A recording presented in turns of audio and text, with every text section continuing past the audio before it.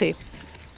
Hola, ¿cómo les va? Bienvenidos a la primera edición de TV. Acá estamos con el equipo hablando de, actualizando el fin de semana, como no puede ser de otra manera, obvio, porque nos reencontramos y tenemos mucho para contarles sobre lo que va a pasar esta semana. Una semana clave también para finalmente saber en términos muy concretos cuál va a ser, a ver, yo lo voy a poner de esta manera, el rendimiento del ministro Guillermo Francos a cargo de la jefatura de gabinete para ver cuánto ha logrado respecto de la ley de bases, ¿no? Porque ese cambio que hay dentro del gabinete, entre otras cuestiones, lo pone a él en primera persona a terminar de ultimar algunos detalles de la negociación de la ley de bases, y esto va a traducirse en el recinto esta semana, en un contexto que ahora recién escuchaba a mis compañeros, Martín Di Natale, que está con nosotros, en un contexto donde está previsto un mega operativo de seguridad en el afuera del Congreso, con este operativo que promete ser muy riguroso para poner a resguardo primero la actividad dentro del recinto y el edificio en sí mismo, porque hay muchos grupos, muchos actores sociales que comprometieron que van a estar siguiendo de cerca el debate en la calle, realizando algunas protestas, algunas movilizaciones, y bueno, esto puede llegar a tener algún tipo de alcance que se traduzca en algún disturbio o alguna cuestión de esta naturaleza. Gonza, ¿cómo va? Bienvenido. Buen día o buenas tardes ya a esta hora, Meli. Bueno, siempre tenemos la misma controversia. Buenas tardes, porque la mitad del día son las 12. Sí, eso sí, sin temor a equivocarme. Eso es rigurosidad pura. Arrancamos de nuevo. Buenas tardes, Meli. ¿Cómo andas? ¿Bien? Perfecto, ¿vos? Como siempre, bien. Gracias a Dios, bien. Arrancando una nueva semana. En donde aquí en la Cámara de Diputados obviamente que la actividad no va a frenar, más allá de que no esté programada una sesión especial y que tal vez ahora el protagonismo lo tenga el honorable Senado.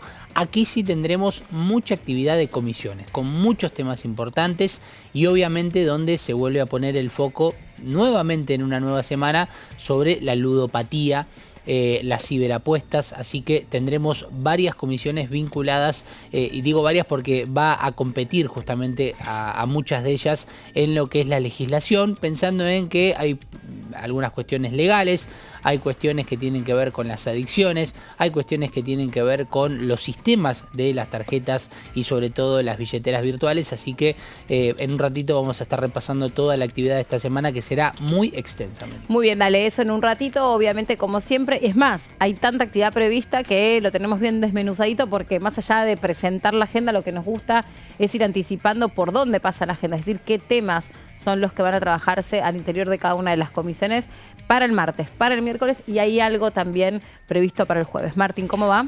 Bien, ¿cómo andás? Muy bien. ¿Y bueno, vos?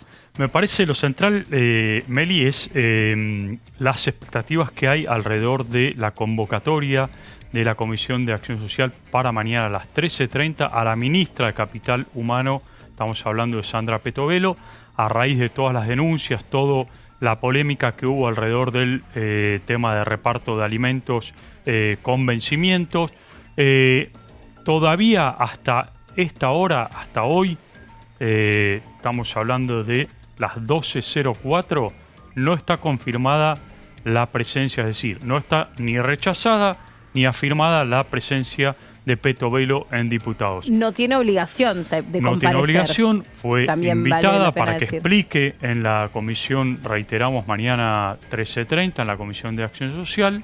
No tiene obligación, como bien vos decís, y hasta ahora están evaluando en el Ministerio de Capital Humano cuál sería la conveniencia o no de que Petovelo asista a diputados. Obviamente, en el caso de que asista, va a tener que dar explicaciones a los legisladores, tanto del oficialismo como de la oposición, de cómo fue todo el tema, por un lado, del operativo vinculado con el reparto de alimentos que tenían vencimiento y por otro lado el tema de contrataciones irregulares que se detectaron en su propio ministerio. Todo esto se va a resolver seguramente en las próximas horas. Hasta ahora, desde el Gobierno Nacional dicen que no se sabe si Petovelo viene a la Cámara de Diputados o no. Mientras tanto, también decir que en esa investigación, ¿no? Por un lado, bueno, fue separado la persona que estaba responsable de los alimentos dentro del Ministerio de Capital Humano. Hubo mucha información, especialmente del viernes a esta parte durante el fin de semana respecto de la propia ministra, porque también durante el fin de semana se produjo el alejamiento de alguien muy cercano a ella dentro del ministerio, sí. Y se especulaba que esto iba a tener cierto coletazo. En una ministra que el presidente Javier Milei dice es la mejor ministra de todas, la mejor ministra de todos los tiempos. El vocero presidencial Manuel Adorni lo mismo, fue muy categórico al respaldarla en sus conferencias de la mañana. Y durante todo el fin de semana se miró muy de cerca cómo se iba dando ese reparto de alimentos. Hubo una partida de leches que se comenta que apareció en un lugar de descarte de basura, en el SEAMSE concretamente, que eran unos lotes que aparentemente estaban vencidos. Digo todo aparente porque... Sí, está si no también bajo investigación judicial, ¿no? Uno repite, claro. y la verdad que es poco riguroso. Y por otra parte, recordar que hay distintos referentes sociales, algunos de ellos muy conocidos como Eduardo Beliboni, que tienen inhibidos todos sus bienes. También a la espera de lo que resuelva, lo que arroje la investigación que se hizo en concretamente el movimiento que él lidera, ¿no? En relación a los alimentos. Él dice, igual no hay nada que me puedan inhibir porque yo no tengo bienes. Y mientras tanto están con una averiguación que tiene que ver concretamente de lo que se los acusa es de extorsionar a las personas a movilizarse en las marchas, y esto tenía algún tipo de consecuencias según el relato de quienes pudieron haber resultado víctimas de esta extorsión. Que si no marchaban no se les entregaban planes o alimentos, y también como todo un análisis de cómo tiene que ser de ahora en más la asistencia social. Exactamente. Así que bueno, seguramente, Meli, va a ser uno de los temas centrales por el lado, si viene a la Cámara de Diputados la ministra de Capital Humano, Sandra Petovelo, o si no asiste, también porque va seguramente a darse la reunión en el día de mañana de la Comisión de Acción Social, con lo cual, bueno, mucha expectativa alrededor de eso. Y después, tema que tiene que ver también con repercusiones desde la Cámara de Diputados, el tema del proyecto de reforma previsional que se aprobó en diputados y que hoy ingresó formalmente al Senado para su tratamiento. Habrá que ver si allí también la oposición logra el número, como logró en la Cámara de Diputados, para aprobar esta reforma al esquema de movilidad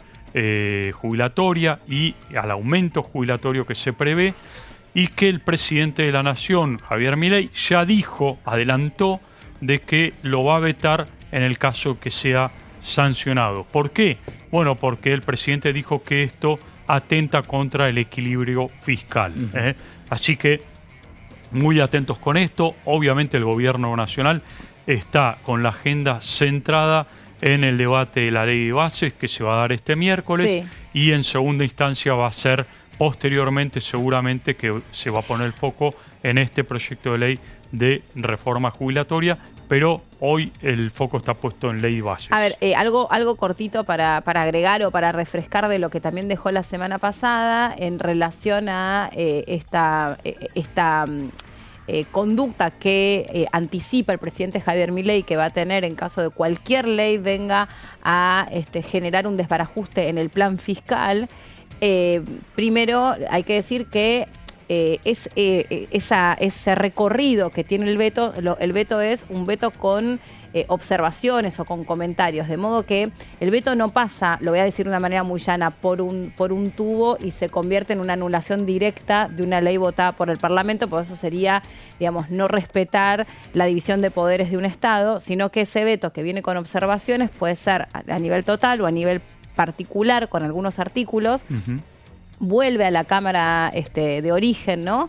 Y en ese sentido tiene que volver a reunirse el Congreso de la Nación y o aprobar o rechazar ese veto tal como funciona con un decreto de necesidad de urgencia. Quiero decir, porque si no también uno dice, bueno, ¿de qué ha servido el debate producido con 5 dictámenes generados en relación a la movilidad jubilatoria, si después viene un mandatario, el que fuere, y porque no le gusta, porque no le sirve o porque no tiene que ver con su plan prediseñado, lo anula y sigue adelante? Es como sería no respetar o no valorar en todo caso la independencia de poderes. Entonces ese veto viene con comentarios a la Cámara de Diputados porque es la Cámara de origen. Y bueno, o se aprueba o se respalda. Y hay antecedentes también. Sí, claro, por supuesto. A ver, forma parte de las facultades del presidente, de todos los presidentes, vetar una ley. Lo han hecho los presidentes desde el restablecimiento de la democracia en adelante. Alfonsín, Menem, el propio Néstor Kirchner, Cristina Kirchner, todos han vetado en su momento diferentes proyectos de ley, o leyes mejor dicho, y también, vale decirlo, en muchos casos el Congreso de la Nación ha insistido en el tratamiento y en la aprobación de una ley y han rechazado esos vetos. Así que esto forma parte del juego de la democracia también, y hay que esperar los tiempos, hay que ver qué es lo que pasa en el Senado una vez que empiece a tratarse eso. Recién acaba de ingresar en el Senado esta media sanción de diputados del proyecto de reforma al esquema de movilidad jubilatoria. Habrá que ver en lo inmediato qué va a pasar, naturalmente después del tratamiento de ley base, ¿no? Sí, perdón. Sí, también para sumar un poco lo que decía Martín, que me parece importantísimo, para que se entienda, mañana dentro del cronograma de las comisiones está pactada la Comisión de Acción Social y Salud Pública a partir de las 4 de la tarde. Martín recién hablaba de que desde la Presidencia de la Nación no pueden confirmar realmente la presencia o no de la ministra Petovelo, justamente de Capital Humano, aquí en la Cámara. La convocatoria está hecha desde la comisión. Recordemos que dentro de la comisión no es que están solamente presidente, vicepresidente primero, segundo, los vocales y demás. Están los secretarios, hay un gran trabajo detrás. Lo que pude averiguar dentro de el carácter informativo respecto a lo que decía Martín, para también traer la fuente de información de aquí de la Cámara de Diputados, es que aún tampoco han recibido un mail o la confirmación por sí o por no, es decir, la presencia o no de la ministra. Desde la comisión no han recibido nada por ahora, y lo que me dicen es que esperan la presencia, por más que confirme o no, la esperan, lo cual que puede pasar, el escenario que se reúna la comisión, que terminen debatiendo el tema sin la presencia de la ministra Petovelo, o que pueda llegar a venir aquí a la Cámara de Diputados a responder preguntas o también a dar su opinión sobre los hechos sucedidos con el tema de los alimentos, y que se puedan dar estos dos tipos de escenarios. No hay mucha vuelta hasta que haya una confirmación o de presidencia o mismo aquí en la Cámara de Diputados. Bien, otro de los temas que la semana pasada tuvo lugar en la discusión de las comisiones que se reunieron fue muy interesante y giró en torno a la propuesta o los proyectos que existen para, en algún sentido, generar una reforma laboral.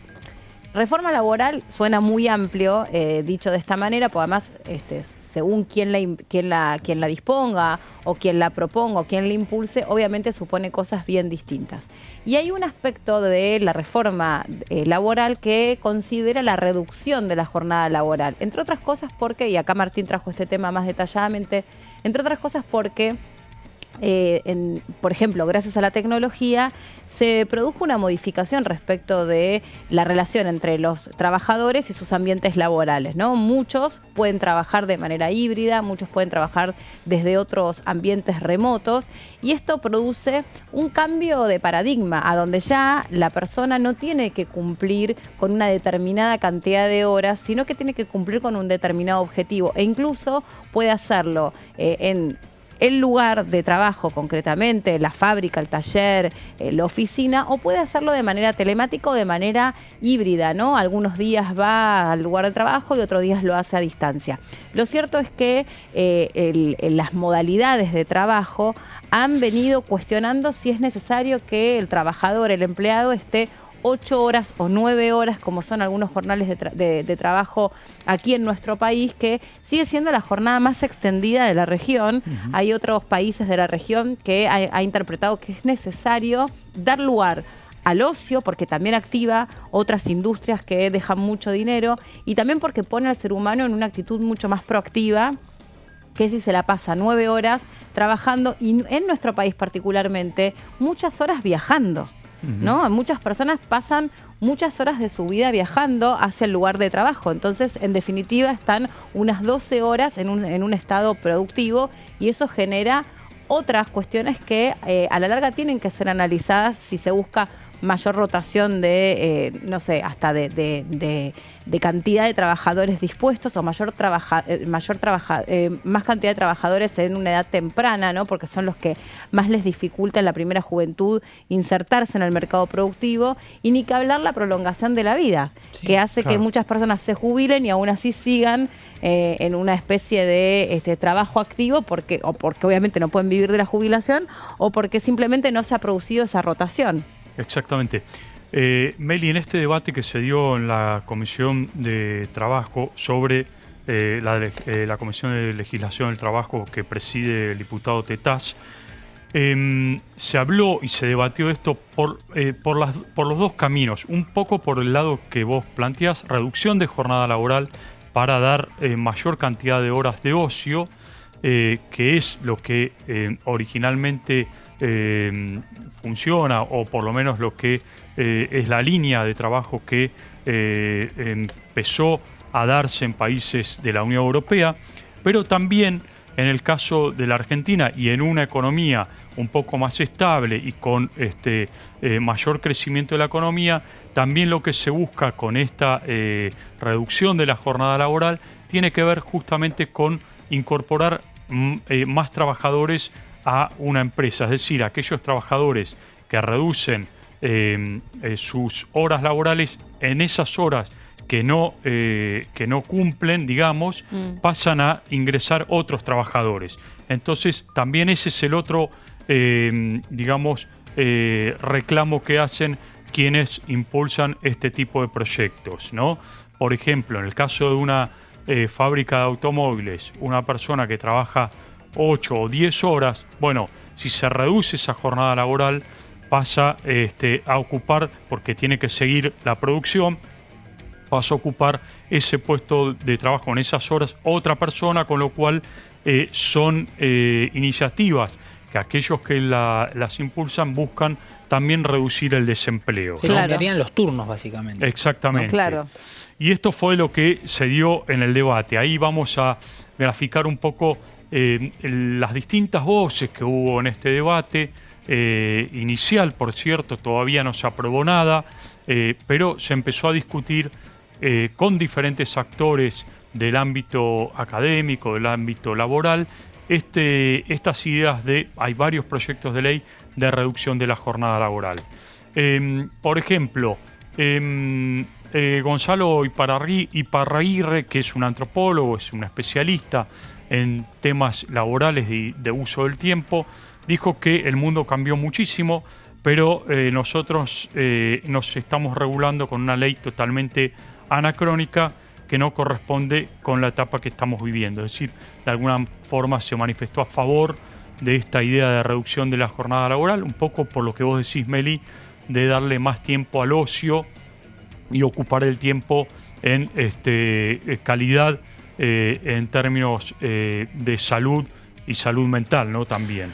Bueno, otro de los aspectos también que se señala cuando se producen estos debates es lograr a ver si se puede propender a disminuir la cantidad de accidentes laborales, porque las personas también están, llegan a sus lugares de trabajo con pocas horas de descanso, llegan a sus lugares de trabajo con el estrés que le produce vivir en ciudades que han cambiado completamente su ritmo por todas estas cuestiones, porque el mundo cambió, porque estamos más salpicados de la tecnología y estamos todo el tiempo en una situación de mayor alerta también.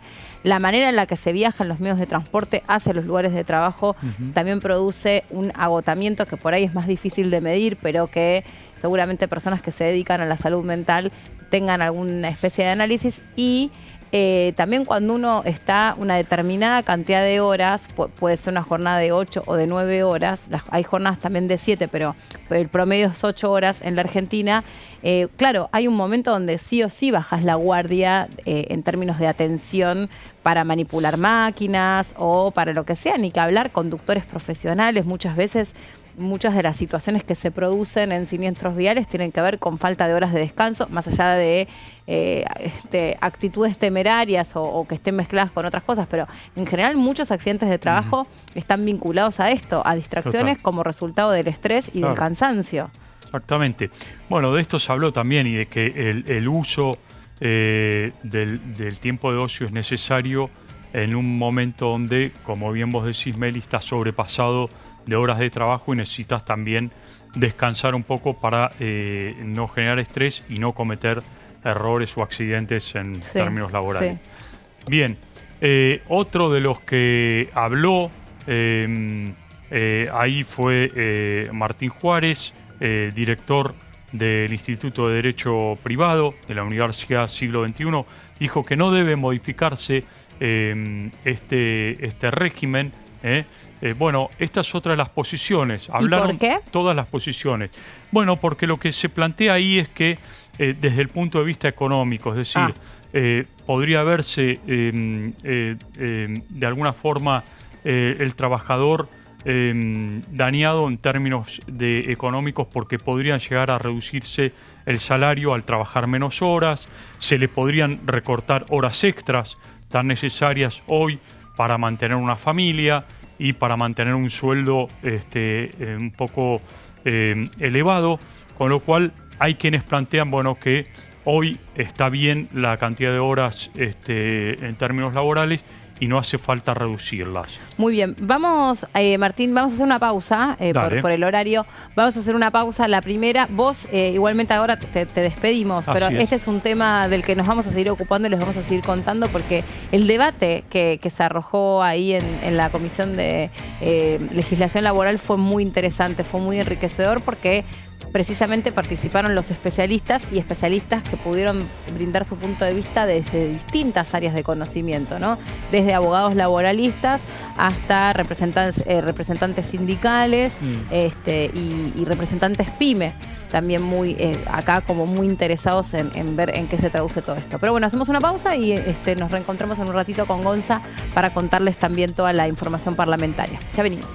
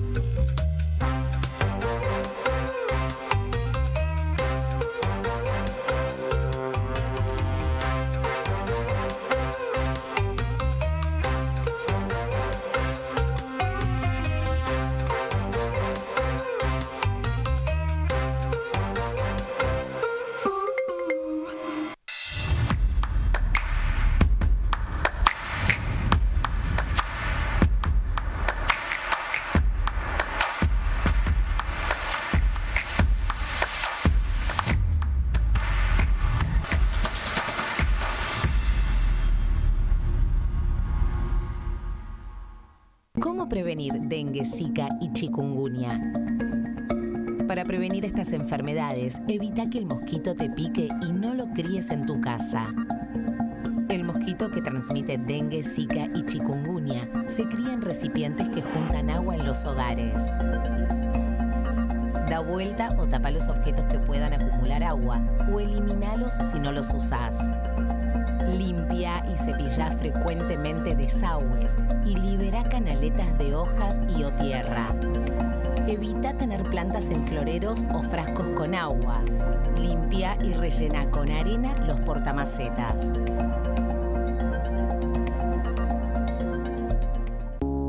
Las sesiones son el espacio donde los diputados debaten proyectos de ley para su aprobación, modificación o desaprobación. En una misma sesión se pueden tratar varios proyectos de ley. Desde el 1 de marzo, cuando el presidente las inaugura, se desarrolla el periodo de sesiones ordinarias. Entre el 1 de diciembre y el 28 de febrero se extiende el periodo de sesiones extraordinarias que solo pueden ser realizadas a pedido del presidente de la Nación. En el recinto, el bloque oficialista se dispone a la derecha del presidente de la Cámara, el bloque opositor mayoritario a la izquierda y en el centro los bloques con menos cantidad de integrantes. En el tratamiento, en general, los diputados tienen 7 minutos y los jefes de bloque entre 20 y 12 minutos conforme al número de legisladores que representen. La sesión es dirigida por el presidente de la Cámara de Diputados, que administra el uso de la palabra y las distintas instancias del funcionamiento. A la izquierda del presidente está el secretario administrativo, a la derecha el secretario parlamentario y debajo de él están los taquígrafos, que registran cada uno de los testimonios.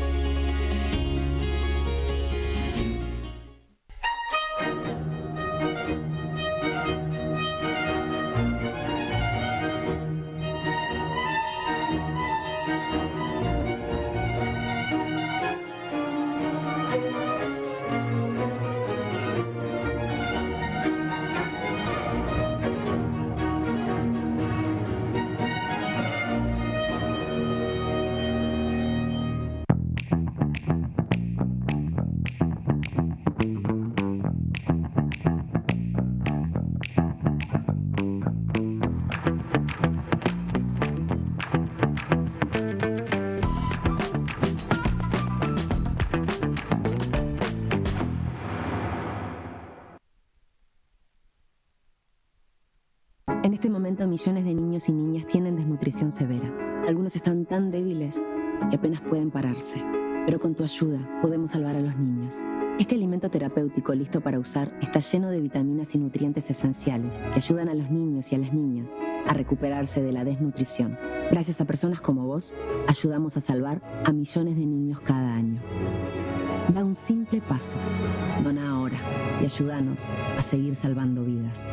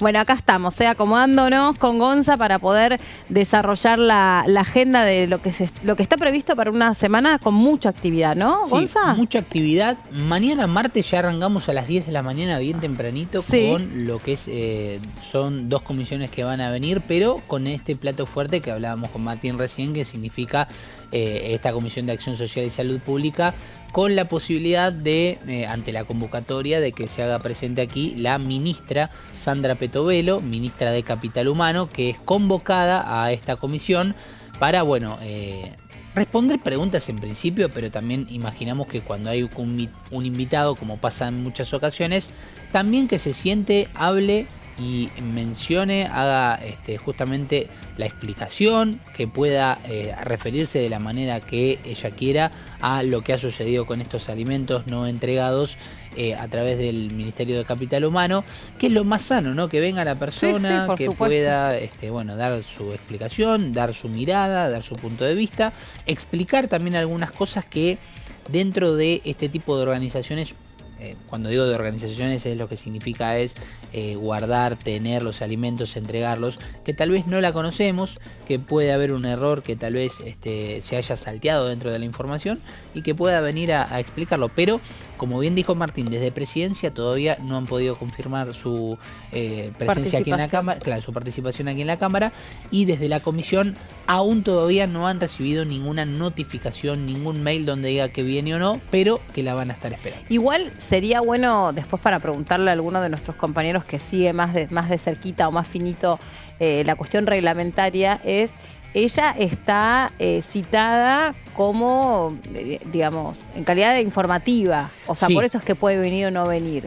Distinto es cuando ya pasa a otro tenor la citación y es una cuestión que no puede eludir respecto a la actividad, concretamente como funcionaria pública. Como funcionaria pública, si es citada en un determinado contexto, bueno, hasta incluso puede decir no voy, pero mando un escrito. Claro. Mando un escrito a la comisión y detallo, no sé, los resultados de las auditorías que se produjeron, cuánto alimento se encontró, cuáles eran las fechas de vencimiento y cómo va a seguir o en qué va a consistir el operativo de reparto de los mismos. Punto. Ahora, si ya pasa por otra calidad de citación, que se me escapa, porque me parece que eso es algo más propio del reglamento del funcionamiento de una comisión, ahí está obligada a comparecer y como funcionaria pública está obligada a brindar un informe de gestión. Corrijo que la comisión es a la 1:30 de la tarde, porque se me había mezclado con la de Defensa Nacional, que es a las 4. La Comisión de Acción Social y Salud Pública será a las 13:30. Lo acabo de chequear y por las dudas para dar bien el dato. Creo que por reglamento hay un artículo que lo que marca es que las cámaras pueden convocar a los ministros para que vengan básicamente de manera obligatoria, pero se necesita la votación de todos los presentes, digamos, en el recinto. Hay un artículo muy específico que es lo que vos remarcás en cuanto a la diferencia de si tiene o no la obligación de venir aquí a la Cámara. Pero ya a lo que sería este pedido de parte, por ejemplo, de todos los diputados, es ya para una interpelación, cuando por este artículo se marca a través de la votación de todos los diputados la llegada de algún ministro aquí a la Cámara de Diputados ya para ser interpelado directamente. Claro, en este caso es una invitación a una comisión que, como bien vos decís, Meli, es de carácter informativo y es específicamente, para leerlo en cuanto a la invitación, fue invitada la ministra de Capital Humano de la Nación a fines de informar sobre la adquisición, almacenamiento y distribución de alimentos a cargo de su cartera. En un tema que es de sabio conocimiento y que salió en todos los portales, noticieros y demás, y por eso también la convocatoria a la ministra Sandra Petovelo de Capital Humano aquí en la Cámara de Diputados. Sí.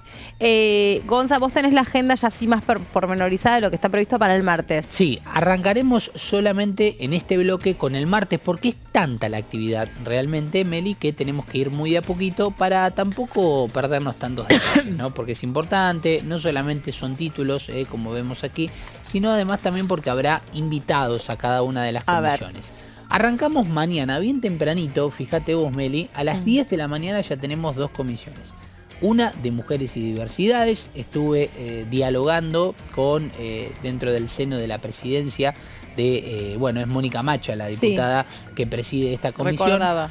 Habrá invitadas para hablar referidas a un tema muy puntual, que es justamente abordar la situación de desmantelamiento de la institucionalidad de género y diversidad en Argentina, sobre todo por la Secretaría de Mujeres, que ha sido noticia la semana pasada.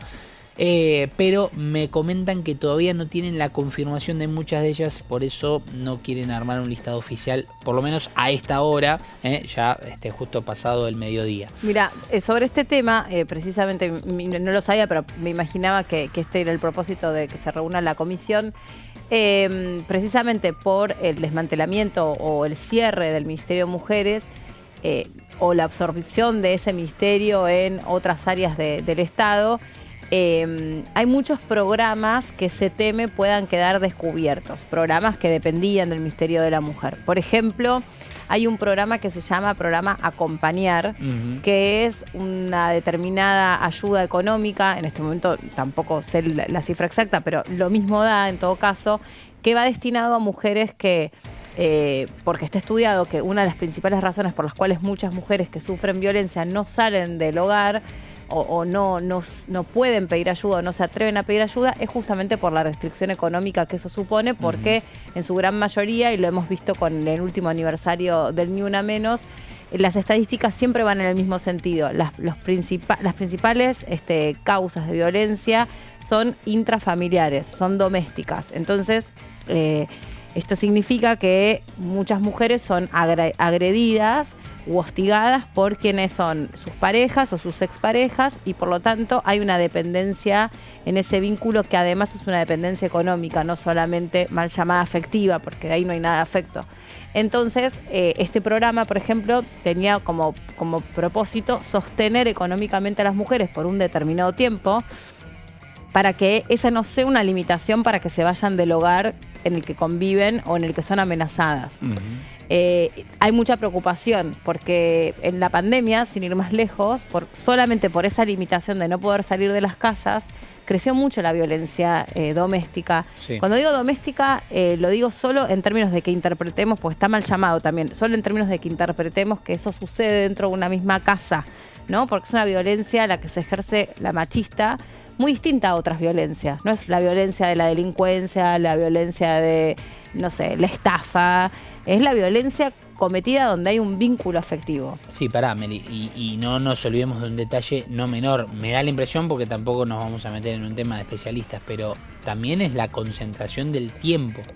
La cantidad de tiempo que han compartido parejas dentro de la convivencia, que es mucho mayor, y que se entiende que eso puede generar también otro tipo de acciones, ¿no? Entiendo a lo que te referís, claro, como mayor garantías para el violento de doblegar la voluntad de la violentada. Sí, claro, obvio, sí, desde ya.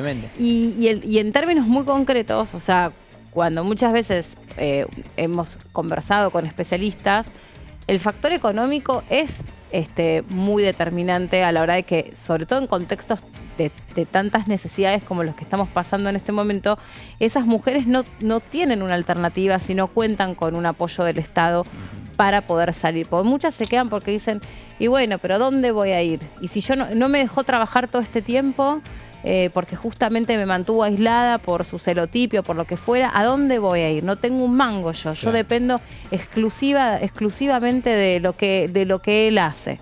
Bueno, entonces con este programa Acompañar, muchas mujeres empiezan a poder animarse a salir de esa espiral de aislamiento que impone el violento. Y hay otros programas también que pueden quedar descubiertos y que generan mucha preocupación. Porque muchos piensan que la violencia es, bueno, viniste, denunciaste, bueno, fantástico.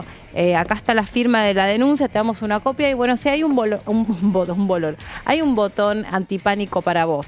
Bueno, ¿y qué pasa? ¿Quién se asegura que esa mujer, una vez que denunció, esté en un lugar seguro, o sea, haya un acompañamiento de la víctima? Todos esos programas que dependen del Ministerio de la Mujer, por el desfinanciamiento de ese área o la absorción de ese área en otras. ¿Qué pasó a Secretaría?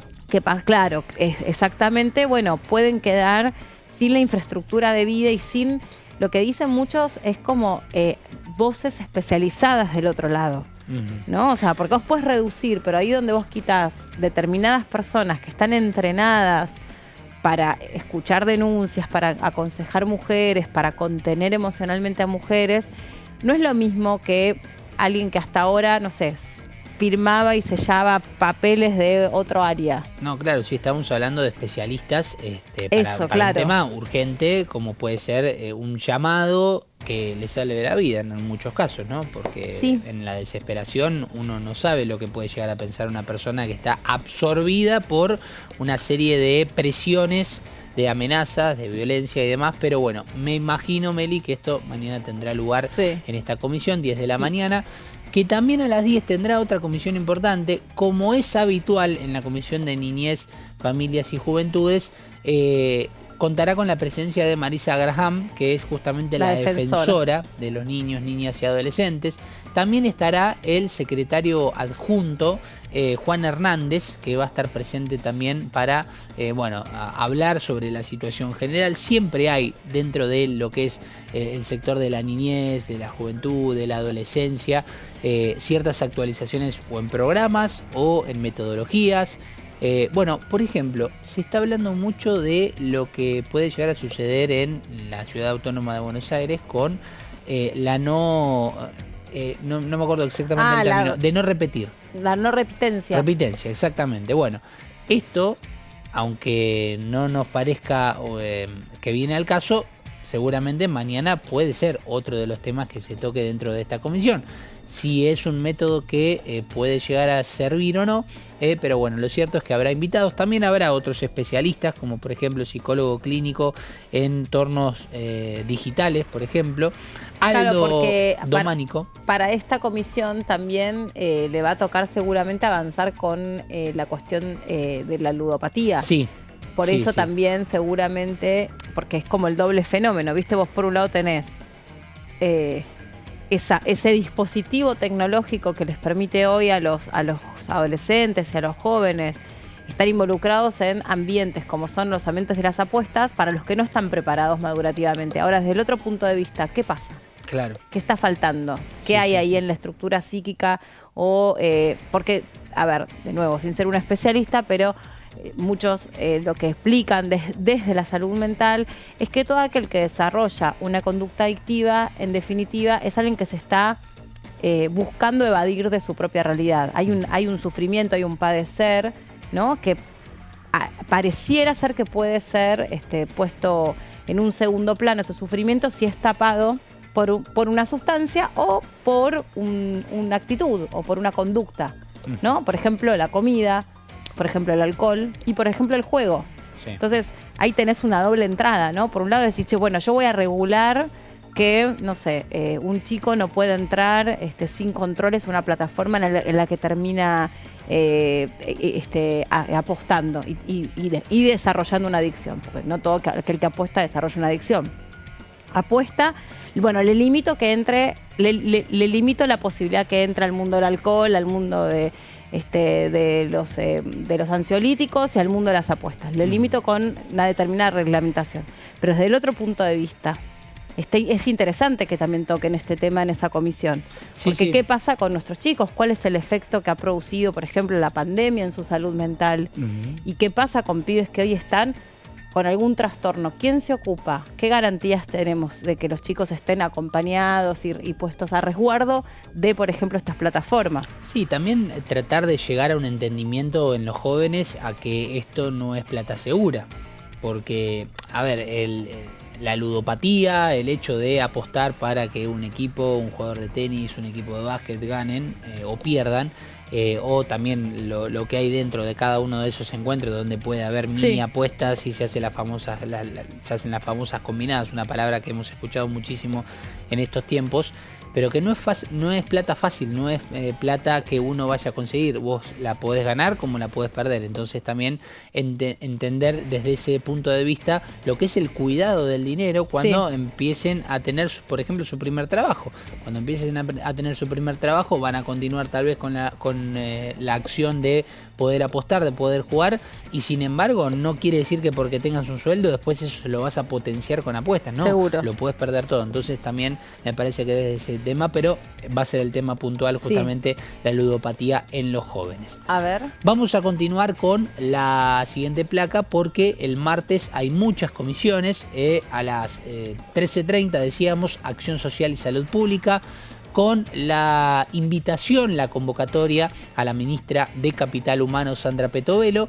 Decíamos recién, junto con Martín Di Natale y Melina Fleiderman aquí, que tanto desde Presidencia como de Presidencia de la Nación, obviamente, como de o posiblemente el sector de Capital Humano, y también aquí en el ámbito de la Cámara de Diputados no hay una confirmación, no hay un sí, no hay un no, pero de todas maneras aquí en la comisión la van a estar esperando, lógicamente, para que se dé esta comisión en el contexto en el cual se por lo menos se programó. Si no, en todo caso, en el caso de que no venga la ministra Petovelo, posiblemente la comisión siga su curso dialogando sobre cuáles son los puntos más importantes y qué cosas hay para corregir de aquí en importante respecto a la distribución y almacenamiento de los alimentos.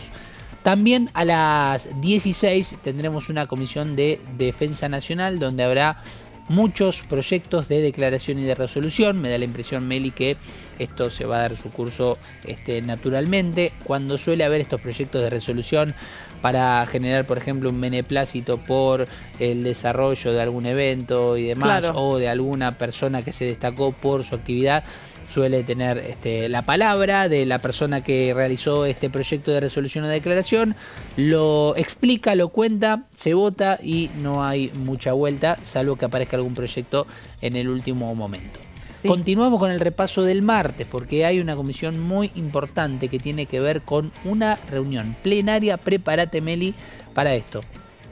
Estarán prevención de adicciones y control del narcotráfico, que obviamente ha sido gran protagonista en estas extensas jornadas de debate sobre la ludopatía. Fíjate que martes de este tema tan importante tendremos. Estará legislación penal, por ejemplo. Estará comunicaciones e informática. ¿Cuál es el punto? Bueno, la tecnología. ¿Qué pasa con las aplicaciones, no? ¿Cómo evitar que una huella, que una foto para que te detecte justamente el celular para desbloquear aplicaciones y que los jóvenes no tengan esa trampa, ese truco como para poder desbloquear tal vez un teléfono celular de sus padres, puedan lograrlo y llegar a un buen punto, que lo hemos hablado aquí, y obviamente acción social y salud pública. Y las restricciones sobre las conquistas del público. Por ejemplo, todas las acciones vinculadas al marketing de estas salas de juego. Sí. Porque las limitaciones de horario. No son salas de juego ilegales. Son todas salas de juego que están legalizadas, que son hosts internacionales. El tema es que por ahí se busca a un youtuber que sea el que vende esas salas de juego, el que promociona, no me sale la palabra, el que promociona esas salas de juego. Basta con que ese youtuber le ponen una pila de dinero encima para que haga esa acción, que es publicitaria, pero si la publicidad empieza también a restringirse y a poner referentes que no sean tan jóvenes, que no sean tan, que no generan tanta incidencia en públicos menores, también vos generás distintas barreras, porque hay un proceso que es lógico y que es propio del adolescente, que es de identificación.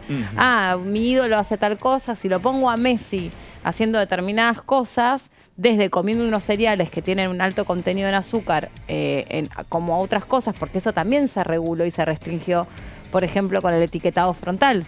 Claro. Entonces la lógica debiera ser la misma, no buscar figuras que sean traccionadoras de determinadas audiencias a esas salas de juego. Sí, o empezar a pensar las publicidades, por ejemplo, de estos mercados tan grandes o estas empresas básicamente que son legales, como bien vos decías, que tengan un mensaje de alerta también, así como ha sucedido con el tema del cigarrillo. Claro. Es decir, nos imaginamos, por ejemplo, una publicidad de Pirulito apostá, pero ojo, y una situación cinematográfica donde una persona se jugó la hipoteca de la casa del tío y la perdió, por ejemplo, ¿no? Me surge un ejemplo así, que sea algo impactante y vos tengas la decisión de jugar o no. Fue bastante elocuente para cuando se dio esta discusión la historia de vida de Cayetano, que es este periodista deportivo, que ya no es tan chico, que tiene exactamente un par de años más que yo, así que está más cerca de los 50 que otra cosa, pero bueno, es un pibe que es muy escuchado, muy seguido por audiencias muy jóvenes. Él lo cuenta en primera persona, de hecho él escribió un libro, me parece que de hecho habría que invitarlo a esta comisión, lo envío como una sugerencia, primero porque conozco el caso bien de cerca y segundo porque la verdad es bastante enriquecedor los detalles que él va contando. Para que vean que no es solamente un dispositivo tecnológico que te produce una adicción, que hay una conducta detrás de eso, que es la que hay que atender en definitiva. Porque en aquella época, cuando él empezaba a apostar, y lo hacía con personas, perdón la autorreferencialidad, pero justo esto puedo contar, muy cercanas de mi propio entorno, incluso a veces frente a mis ojos, eran todos amigos, eran amigos del club.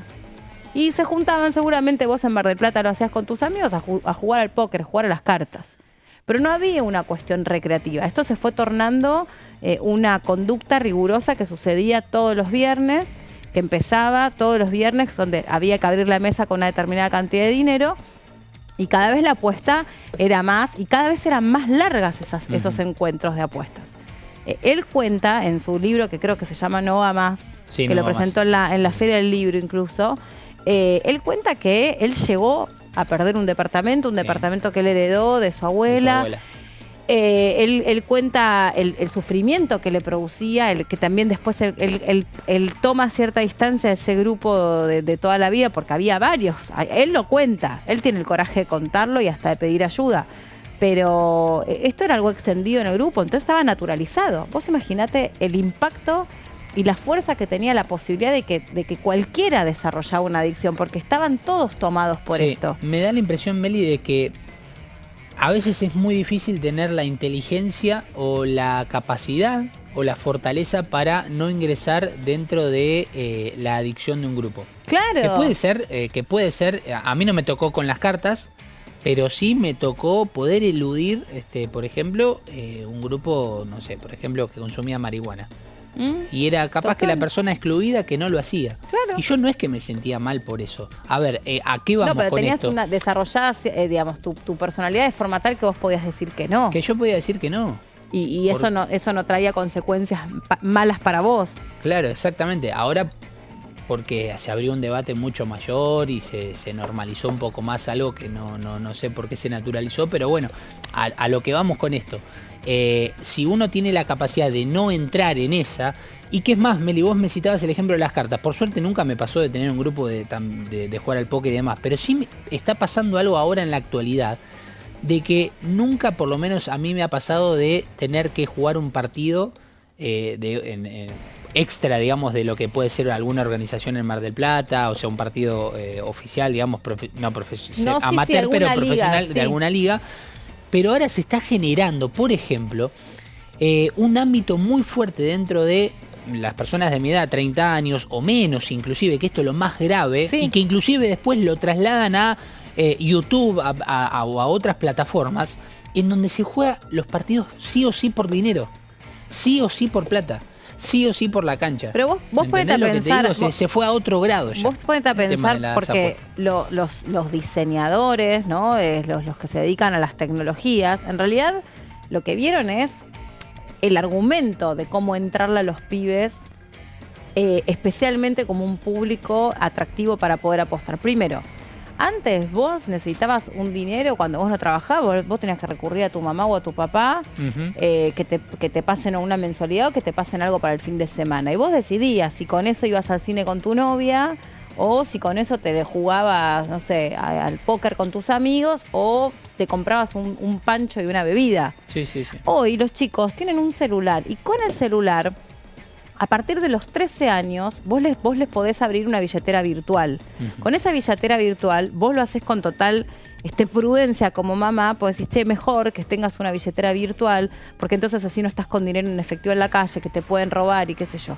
Pero esa llavecita, la billetera virtual, es a través de los cuales los que desarrollan estas tecnologías vieron, los chicos tienen dinero, tienen recursos, no necesitan ir a afanarle al cajón de la mamá o del papá, ¿entendés? Porque ya pasa por otros dispositivos. Y segundo, lo mixean con la vida real, con el partido de fútbol de verdad, del Paris Saint-Germain con el Liverpool, de verdad, y ellos están mirando, y eso también les lleva una audiencia a los partidos reales. Y mientras tanto están apostando o están con estas aplicaciones que te van diciendo los resultados Entonces, todo esto mueve y tiene una fuerza que es muy difícil de desactivar, porque no hubo legislación antes. Ni hablar si tenés un resultado positivo. Sí. ¿Te crees que vas a ganar siempre? Sí. Y te digo que está generando una enorme preocupación en la primera adolescencia, que todavía no va al casino, porque no tiene 18. Haceme caso, Meli, y empezá a registrar lo que se está armando a través de los partidos de fútbol recreativos. Y no va más esta de los informes que se han hecho mucho tiempo en la televisión de el ganar dinero en el barrio, donde tal vez no hay tanto recurso y el primer dinero para llevar a su casa puede ser... Va por ahí. Esas son cosas tal vez más puntuales de barrio. Sí. Y hasta te diría que tienen un cierto respeto por la identidad del barrio. Ahora, esto es simplemente el hecho de ir a jugar un partido de manera recreativa, Sí. como siempre toda la vida Pero hemos con la ido, picantez de que está pagar el para dinero. jugar, pero el propósito no es ganar por el honor, sino cuánto apostamos. Sí. Por Como- cuánto jugamos, Meli. como la por carrera de cuánto gallos. jugamos. La pelea, la carrera de gallos, Y de caballos. y esto al trasladarse a las plataformas audiovisuales, como puede ser YouTube, por ejemplo, entre otras, ¿qué generan en TikTok, por ejemplo, en las redes sociales? Amplificación. Esto, amplificación y sobre todo la Sí. llegada de los más jóvenes, que se van a empezar a acostumbrar a, vamos a jugar, pero ¿por cuánto? ¿Por cuánto? No por el honor o ganar. No. Muy bien. Pausa muy cortita y ya seguimos con estos temas.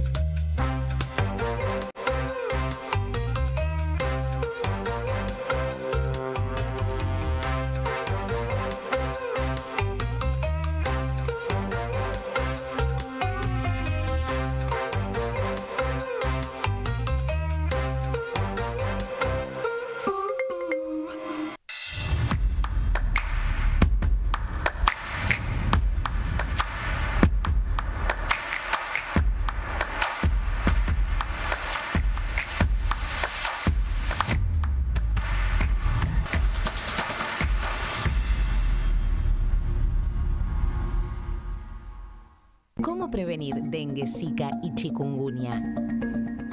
Para prevenir estas enfermedades, evita que el mosquito te pique y no lo críes en tu casa.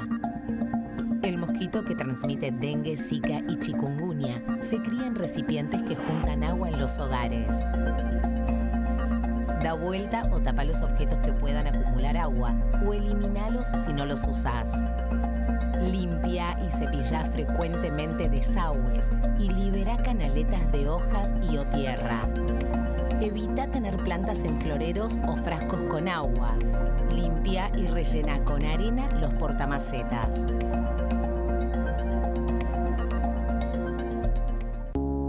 Las sesiones son el espacio donde los diputados debaten proyectos de ley para su aprobación, modificación o desaprobación. En una misma sesión se pueden tratar varios proyectos de ley. Desde el 1 de marzo, cuando el presidente las inaugura, se desarrolla el periodo de sesiones ordinarias. Entre el 1 de diciembre y el 28 de febrero se extiende el periodo de sesiones extraordinarias que solo pueden ser realizadas a pedido del presidente de la Nación. En el recinto, el bloque oficialista se dispone a la derecha del presidente de la Cámara, el bloque opositor mayoritario a la izquierda y en el centro los bloques con menos cantidad de integrantes. En el tratamiento, en general, los diputados tienen 7 minutos y los jefes de bloque entre 20 y 12 minutos conforme al número de legisladores que representen. La sesión es dirigida por el presidente de la Cámara de Diputados, que administra el uso de la palabra y las distintas instancias del funcionamiento. A la izquierda del presidente está el secretario administrativo, a la derecha el secretario parlamentario y debajo de él están los taquígrafos, que registran cada uno de los testimonios.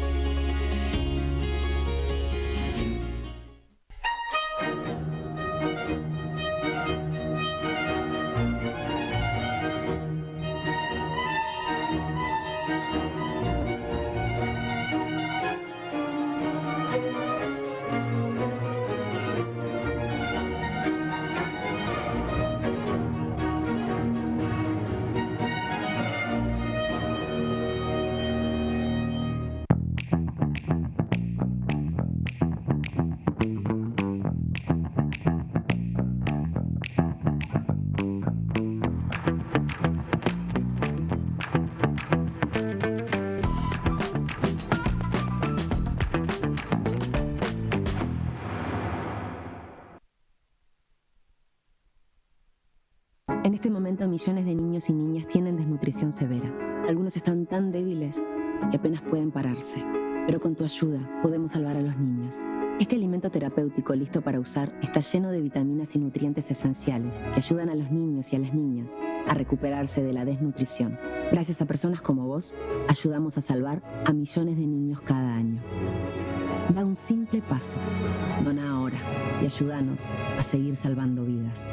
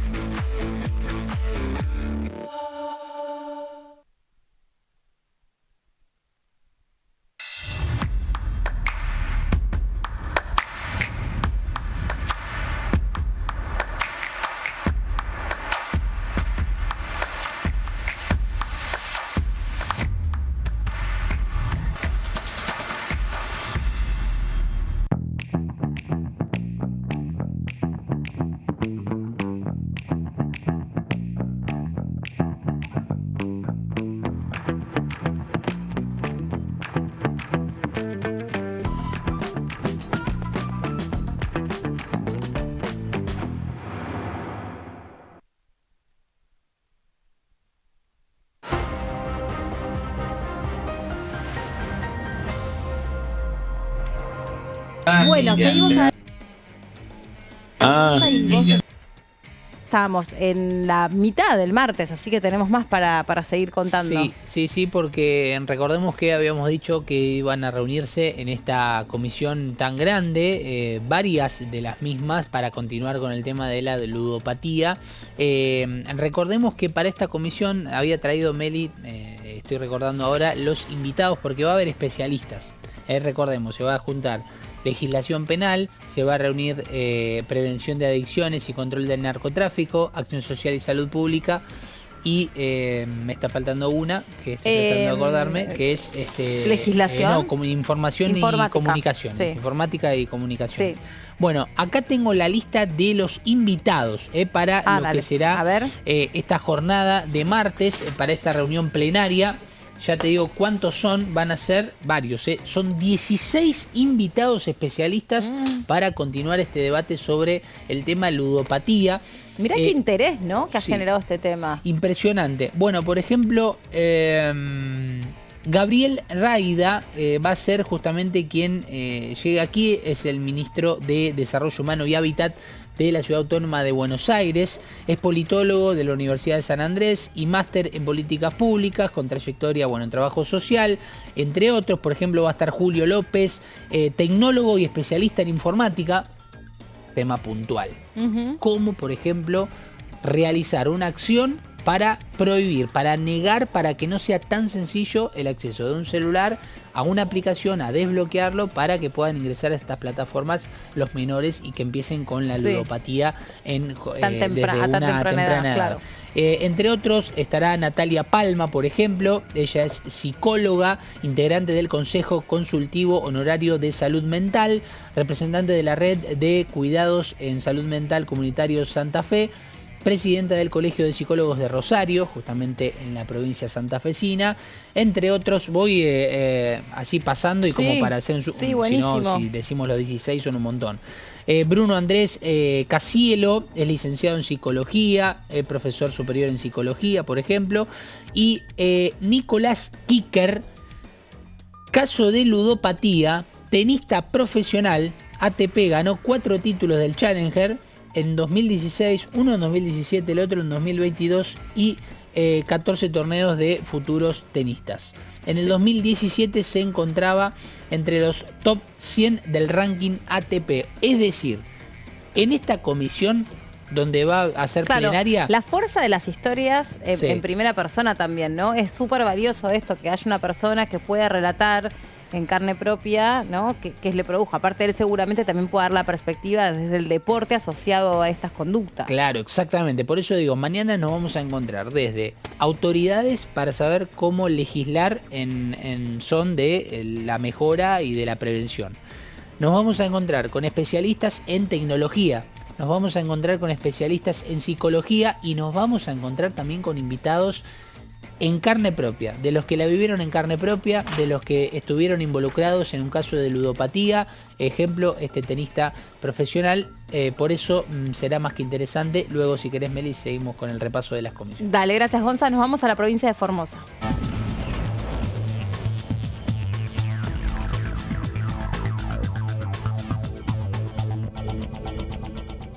Hola, diputado Carvajal, ¿cómo le va? Buenas tardes. Buenas tardes, ¿cómo estás? Un gusto. Bien, gracias por recibirnos este ratito. Bueno, diputado, estaba repasando las comisiones que usted integra: Derechos Humanos, Asuntos Constitucionales, Economía, Juicio Político, Justicia y Mercosur. Esta semana, si me olvidé alguna me avisa, pero esta semana va a haber una agenda muy fuerte y están puestas el interés particularmente sobre si va a asistir o no va a asistir la ministra de Capital Humano, Sandra Petovelo, porque ha sido citada por una de las comisiones. ¿Qué opinas sobre toda esta cuestión que se generó en torno a su figura y a la cuestión de los alimentos? Sí, bueno, en primer lugar festejemos que el Congreso las comisiones por lo menos están trabajando, si bien persisten las irregularidades en lo que hace al funcionamiento del plenario. Hay que decir que la verdad es que este año las comisiones sí estamos realizando un trabajo más que interesante. Ojalá que todo esto pueda coronarse luego con que aprobemos las leyes, ¿no? Claro. Porque si solamente nos quedamos en los debates y no logramos avanzar, sin duda que vamos a tener otra factura que pagar. Sobre la cuestión del Ministerio de Acción Social, en primer lugar, bueno, espero que por supuesto la ministra Petovelo se haga presente y dé las explicaciones que tiene la obligación de dar, no solo ante la Cámara de Diputados, sino fundamentalmente ante el conjunto de la sociedad. Este es un tema que estuvo muy mal manejado por el gobierno.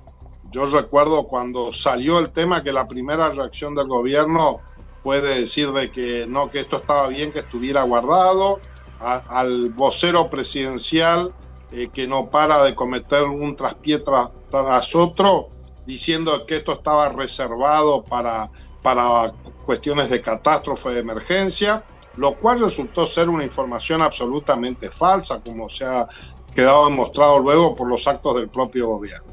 Está claro que lo que hay es la ineficiencia del gobierno, la falta de experiencia de sus funcionarios y también de que la falta de racionalidad, de sentido común en la gestión pública no lleva a ningún lugar. Este es un gobierno que está entrampado en este relato de que para ajustar el gasto público había que reducir la cantidad de ministerios y de esta manera ha quedado inmerso en el ridículo, ¿no? De igual manera que el kirchnerismo se pasó de bando y empezó a abrir ministerios de cualquier cosa sin que después hubiera políticas públicas consistentes que justificaran la apertura de esos ministerios. El mileísmo, en un juego de espejo bastante perverso, hace lo propio pero al revés. Es decir, cierra los ministerios, concentra todo en una cabeza y esto hace que después para abajo todo funcione muy mal. Y esto creo es una de las cosas que le está pasando a este gobierno y particularmente quedó claro en una cuestión tan sensible como es la distribución de los alimentos. Y a esto se suma una postura política que la verdad que también es bastante irracional, que es porque descubren espacios de corrupción, lo cual es indiscutible y está muy bien que se haga y que se denuncie, pero no puede esto ser justificativo para suspender la aplicación de todo un área de políticas públicas porque hay un nicho de corrupción. Esto demuestra de nuevo que están más preocupados por construir un relato político que por gestionar la situación de los que menos tienen en el país. Sí. A propósito, a ver, también le quería consultar dos cuestiones. Una, que hoy se cumplen 6 meses de la gestión del gobierno del presidente Javier Milei. Quería también saber si usted está satisfecho con estos primeros 6 meses, qué cosas hay por delante que resolver y si comparte esto que se está difundiendo, que son distintas mediciones, distintas consultoras que dice que hay un fuerte respaldo por lo pronto midiendo la imagen del presidente, que es una imagen que no descendió, que al contrario es una imagen que está sostenida en términos de aceptación. Quería consultarle sobre su análisis en esta fecha. Sí, bueno, yo más allá de lo que dicen las consultoras, el termómetro social que yo tengo de mis propios votantes también va por el lado de la paciencia todavía al gobierno de Milei, sí, lo cual se sustenta por un elemento objetivo, y es que solamente han pasado 6 meses, y esto es un plazo muy breve, pero creo que fundamentalmente está sostenido sobre el espanto o el cansancio que grandes sectores sociales tienen respecto a lo que fue el gobierno anterior, fundamentalmente toda la sobreactuación discursiva que generó, y diría de mi parte, creo también el abuso de las causas justas y la utilización de las causas justas con fines electoralistas, ¿no? Esto va desde lo que fue la política de derechos humanos hasta lo que pueden ser la implementación de políticas sociales. Nosotros, por supuesto, que coincidimos con políticas sociales que creemos que hay que tenderle la mano al que menos tiene, pero está muy claro que el kirchnerismo hizo de esto un modo de gobernar y que además lo hizo con mucho sectarismo político.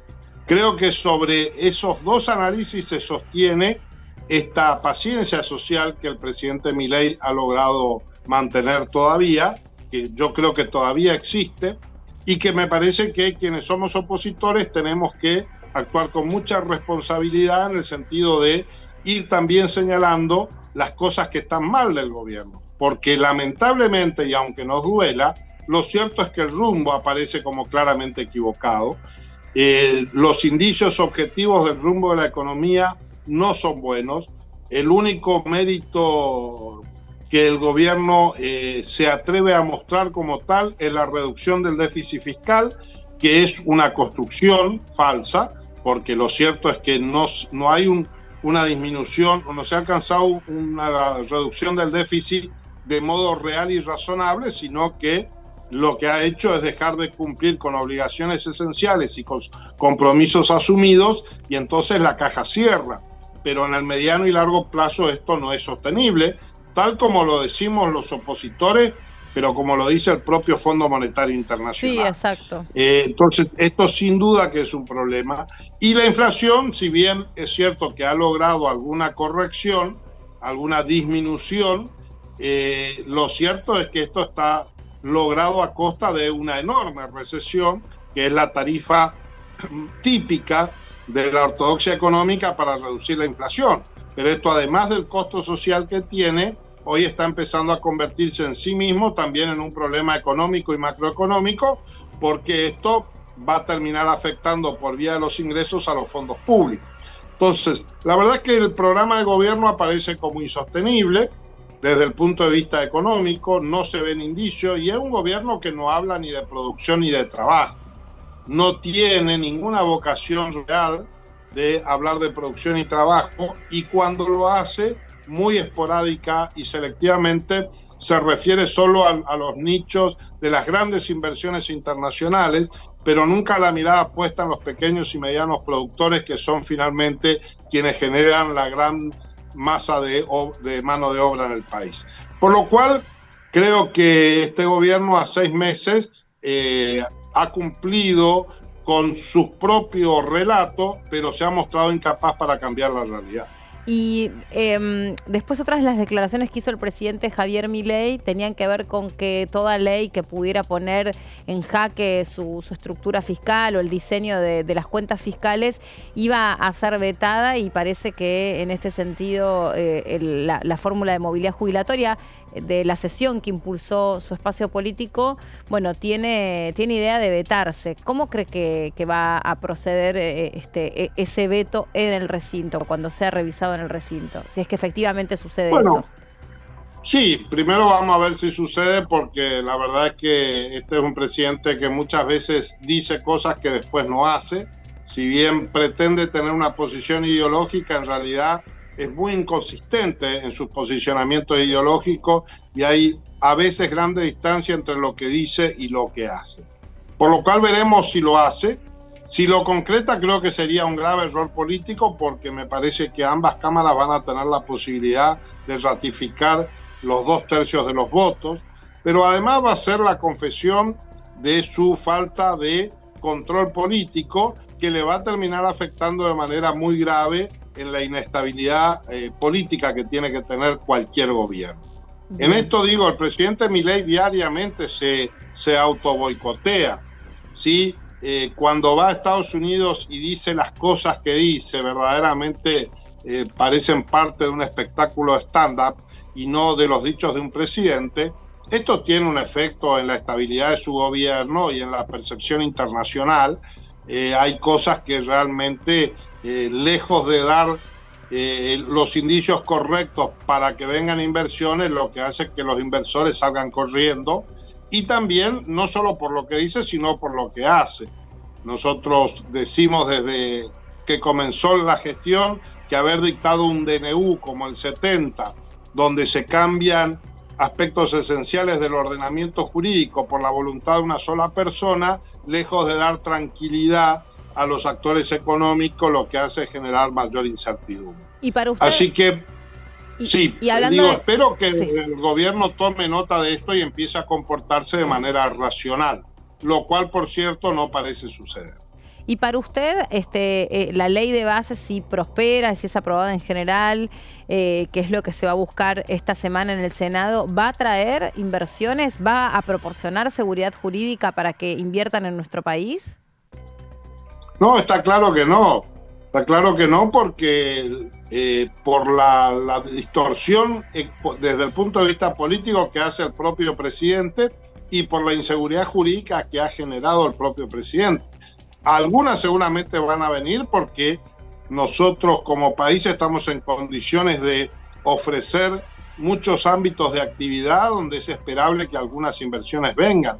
Pero la verdad es que el presidente no está generando condiciones ni jurídicas ni políticas para mostrarse como confiable y que los inversores sientan que Argentina es un país confiable. Bien. Encima, digo, cargamos con una historia bastante pesada porque los gobiernos precedentes, por ejemplo, para contar lo que ha pasado con YPF y nuestra responsabilidad internacional en tema de la privatización de YPF, por el cual hemos sido condenados como consecuencia de la gestión de Kicillof, todo eso genera incertidumbre sobre cuál es el modo que se comporta el país, ni hablar los default. Entonces digo, venimos con una larga historia de falta de seguridad jurídica y de falta de calidad institucional, y a esto le sumamos un presidente que dice que él es Terminator y que viene del futuro y que pretende cambiar el orden jurídico a través de un DNU. Bueno, esto los empresarios y los inversores lo miran y sin duda que genera cualquier cosa menos confianza. Diputado Carvajal, fue muy amable en atendernos. Muchas gracias. Ha sido un gusto, gracias. Hasta luego. Bueno, esta mañana temprano el vocero presidencial Manuel Adorni se refirió a estos 6 meses que hoy se cumplen, hoy se celebran, desde que desembarcó el gobierno del presidente Javier Milei. A ver, compartimos lo que dijo.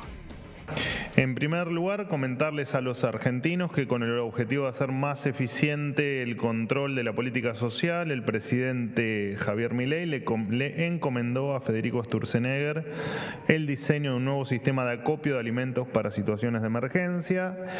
Se trata de un sistema con opción a compra que hace que el sector privado garantice la provisión de los alimentos en el momento donde ocurra la emergencia o obviamente la catástrofe. Esta es una medida más que va en línea con la modernización de la política social que está llevando a cabo el ministerio conducido por la ministra Sandra Petovelo, quien en pocos meses de gestión desmanteló el sistema putrefacto heredado por gestiones pasadas, déjenme recordarles algunos logros que ha tenido el Ministerio de Capital Humano, muchas veces trabajando de manera conjunta con el Ministerio de Seguridad. En estos prácticamente 6 meses de gestión, se terminó con el negocio de los intermediarios, de la ayuda social, con todo lo que ello implicaba, ciudadanos obligados a asistir a manifestaciones o a trabajar para un puntero político para poder comer. Se terminó con comedores y cooperativas fantasma que nunca dieron un solo alimento a una familia vulnerable, que tenían en algunos casos domicilios en countries y que se financiaban con la corrupción. Además se logró desarticular, lo recordarán porque lo anunció aquí la ministra Patricia Bullrich, se desarticuló una red de explotación sexual en Chaco, donde dirigentes sociales entregaban planes a mujeres a cambio de extorsiones sexuales, se transparentaron los presupuestos de las universidades nacionales y se terminó con la sumisión a los trabajadores de no poder elegir libremente la obra social por fuera del sindicato. Además, se procedió en un montón de estas cuestiones que les estoy nombrando y en tantas otras, denunciar con nombre y apellido a funcionarios de la anterior administración que eran responsables de todas estas cuestiones que les estoy mencionando y, como les decía, de tantas otras. De hecho, la última fue a funcionarios y a la ex titular del Ministerio de Desarrollo Social en virtud de la compra irregular de guardapolvos y yerba mate. Yo lo he dicho muchas veces acá y lo repetimos los diferentes funcionarios. En el estado donde se escarba un poco, por desgracia, sale pus. Y es lógico que los organismos parasitarios se resistan cuando se intenta erradicar la enfermedad. Lo dijo el presidente, estamos frente a gente sin escrúpulos, sin ningún tipo de miramiento, para contar plata sucia dentro de una cueva, revolear bolsos por encima de las rejas de un convento, hacer pactos con terroristas o actuar de manera extraña ante el fallecimiento de un fiscal. Si el gobierno terminó con el sistema putrefacto de los que se servían del Estado, también va a terminar con las operaciones de quienes se resisten a perder sus privilegios. Y punto al pie o nota al pie, el apoyo a la ministra Petovelo es total, no solo de parte del presidente de la Nación, sino de cada uno de los funcionarios que formamos parte de este gobierno. Acá estamos, de regreso después de escuchar entonces este tramo de la conferencia de prensa del vocero presidencial Manuel Adorni, haciendo una especie de resumen de gestión de estos primeros 6 meses. Hola Seba, ¿cómo va? ¿Estás, Meli? Bien, ¿Todo bien? Todo bien. Bien, sí, escuchando también la palabra del vocero presidencial de Manuel Adorni, haciendo un balance a 6 meses, de 6 años sería demasiado, del inicio de la gestión de Javier Milei, trazando un panorama claramente alentador y optimista. Es obviamente la mirada parcial de quien representa claramente, ¿no?, la línea del gobierno. Bueno, un gobierno que tiene sus méritos, que pudo llevar al plano de la acción concreta algunas de sus banderas, como por ejemplo haber recuperado el equilibrio fiscal, haber conseguido superávit en la balanza comercial, haber logrado iniciar un sendero de desaceleración de la inflación. Esto se ve cómo se va consolidando mes a mes y bueno, una serie de desafíos hacia adelante, por ejemplo la inestabilidad cambiaria, que es un nubarrón que no estaba y se metió de lleno en las últimas semanas, en el último mes, rompiendo la pax cambiaria. Ese es uno de los desafíos que tiene que corregir por delante el gobierno, y también acumular dólares para el crecimiento económico, que es un tema que genera tensión en todos los gobiernos por este cuello de botella que tiene que ver con la restricción externa. Esto es un punto, desde el punto de vista económico, que claramente va entrelazado y sobredetermina la dimensión más social, ¿no?, de una sociedad que, como vos comentabas recién, Meli, haciéndote eco de las encuestas de opinión pública que todavía dan cuenta de una imagen de buenas, que el presidente Javier Milei goza de buena salud, pero bueno, ya debería empezar a verse los resultados de este rebote en B, y es algo que todavía está en suspenso y empieza a demorarse. Por eso digo, la sociedad le dio un crédito abierto a partir del bombazo electoral de las elecciones del año pasado, pero claro, esto hay que revalidarlo con acciones que den respuestas a las necesidades de la gente, y hay urgencias que ya empiezan a golpear a Casa de Gobierno, ¿no? Y tiene que dar una respuesta rápida para que no se empiece a contraer, ¿no?, ese plafón social que todavía conserva el gobierno de La Libertad Avanza. Sí, a ver, algunas cosas para mencionar. Claramente, un análisis de gestión no puede hacerse solamente metiéndose o haciendo un ejercicio de profundización en estos 6 meses, ¿no? Porque hay que también ponerlos en una perspectiva y en una retrospectiva, es decir, dónde estaban todos esos indicadores al momento que el presidente Javier Milei se hace cargo de la gestión de este país, con además un Congreso que nunca antes había estado tan fragmentado como este, sí, ¿no? Tan polarizado y también que va quedando como en evidencia con cada uno de los movimientos que se producen en cada una de las sesiones. La sesión pasada, de hecho, que fue convocada por la UCR alrededor de la fórmula de movilidad jubilatoria, la reacción que tiene el presidente en este sentido, ver si efectivamente esto se traduce en un veto, en un intento de veto de esa ley o no. Eso por un lado. Por otra parte, como venimos diciendo, esta es una semana clave también para la gestión tanto del presidente como del ministro y jefe de gabinete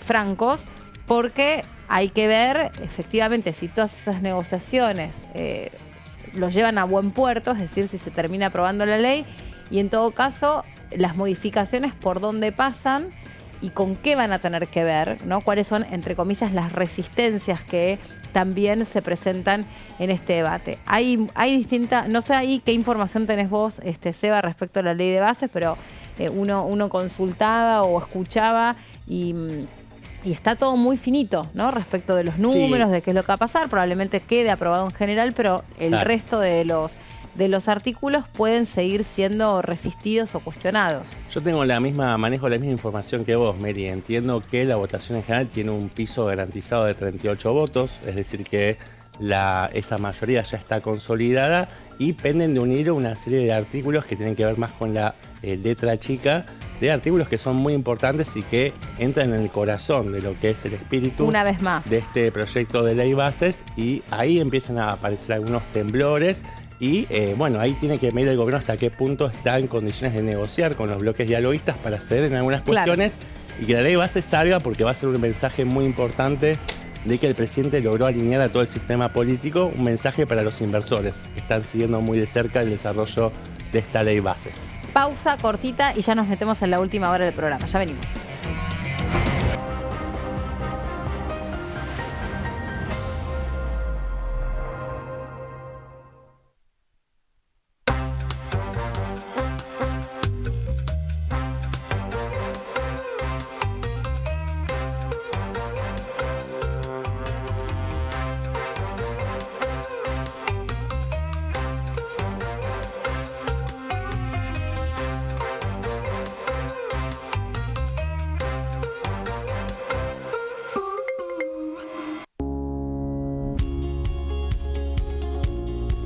La Cámara de Diputados tiene 257 miembros.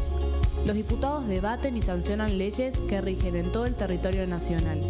Algunas de las más importantes son el presupuesto de gastos generales del Estado, el Código Civil, el Código Penal, la forma en que se rige el trabajo, las jubilaciones, entre tantas otras. Además, controla y hace un seguimiento de las políticas del Poder Ejecutivo a través de la visita de diferentes funcionarios o el pedido de informes, así como la posibilidad de realizar juicios políticos a los funcionarios. La duración de los mandatos de los diputados es de 4 años y pueden ser reelegidos indefinidamente. Desde el momento en que asumen y hasta el final de su mandato, no pueden ser acusados, interrogados judicialmente, ni molestados por las opiniones o discursos que imitan desempeñando su mandato. Son requisitos para ser diputado tener al menos 25 años, 4 años de ciudadanía argentina y haber nacido en la provincia por la que se postula o haber residido en ella los 2 años precedentes. Se agrupan en bloques que expresan partidos políticos o afinidad ideológica. Existen también los monobloques integrados por un solo diputado.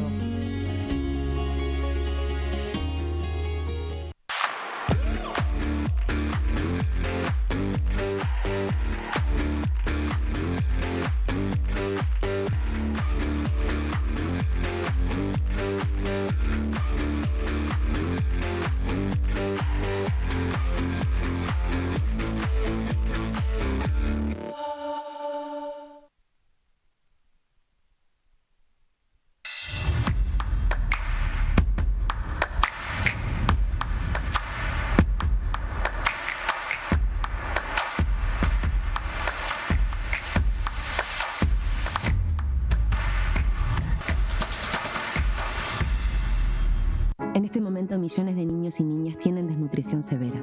Algunos están tan débiles que apenas pueden pararse. Pero con tu ayuda podemos salvar a los niños. Este alimento terapéutico listo para usar está lleno de vitaminas y nutrientes esenciales que ayudan a los niños y a las niñas a recuperarse de la desnutrición. Gracias a personas como vos, ayudamos a salvar a millones de niños cada año. Da un simple paso.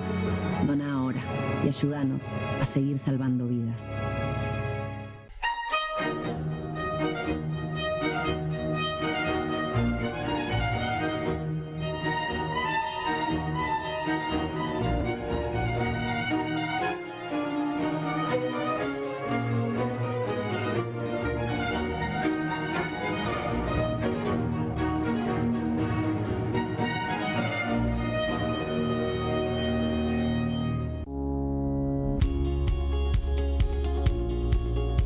Cuando un proyecto de ley ingresa a la Cámara de Diputados, ya sea creado por un legislador, enviado por el Poder Ejecutivo o producto de una iniciativa popular, se trata primero en las comisiones correspondientes para luego ser tratado en el recinto por los diputados.